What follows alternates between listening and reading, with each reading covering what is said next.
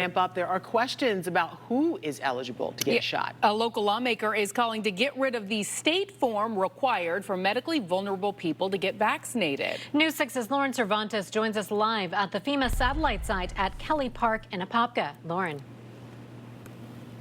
Well, State Rep Carlos Guillermo-Smith is calling for equity when it comes to vaccine access, tweeting just a short while ago. And he tells me that he'd actually like to see the state's form requirement removed altogether.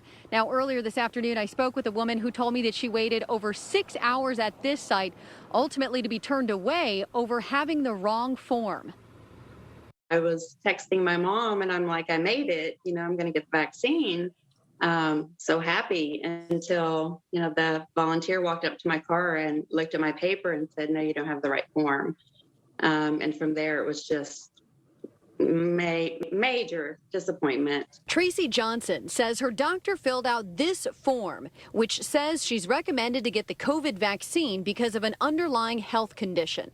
But after 6.5 hours of waiting in line at the Kelly Park vaccination site, she says she was turned away because it wasn't this form from the Florida Department of Health's website. Devastated, pretty much devastated. It's an issue Florida State Rep Carlos Guillermo-Smith says he's tackling. So at this point, we're pressuring Governor DeSantis to just open up vaccine access to those extremely medically vulnerable people to be able to get access to the shot without a government form. Guillermo-Smith says he'd like to see the state get rid of the form requirement altogether. Equity means eliminating the need for these government forms, the red tape, and the bureaucracy.